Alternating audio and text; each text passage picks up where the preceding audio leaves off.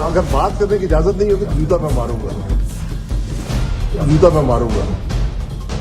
हुकूमत और टीएलपी के दरमियान मुआहिदा तय पाने के बाद आज हुकूमत ने कौमी असम्बली में फ्रांसीसी सफीर की मुल्क बदरी से मुतल्लिक करारदाद पेश की। हुकूमत और अपोजिशन मेंबर्स की जानब से डिबेट की गई।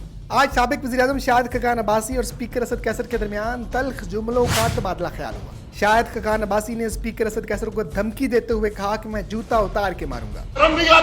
आप अपना लेग वेक्सी आप हमेशा जो इस तरह बिहेव करते आप अपना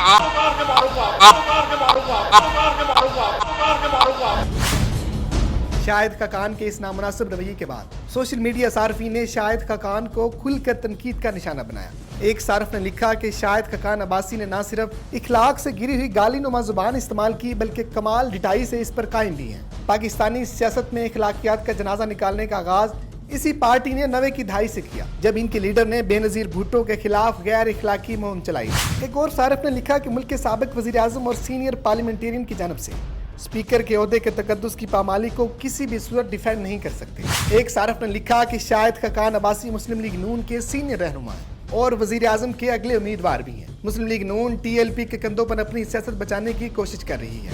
एक और सार्फ ने लिखा कि शाहिद खकान अब्बासी ने शाइस्तगी की अपनी सारे हदें पार कर दी, इन्हें सजा देनी चाहिए और पार्लियामेंट से बाहर निकाल देना चाहिए। इस तरह के लोग असेंबली में नहीं होने चाहिए। एक और सार्फ ने शाहिद खकान पर तनकीद करते हुए लिखा कि क्या आप शाइस्तगी से आर्गू नहीं कर सकते? गालियां देने का मतलब ये है कि आपके पास कहने को कुछ नहीं है। ऐसे शख्स को मेंटल हॉस्पिटल भेज देना चाहिए। एक सार्फ ने शाहिद खकान अब्बासी को स्पीकर असद कैसर से ऐसी शर्मनाक रवैये पर माफी मांगने का मुतालबा भी कर दिया।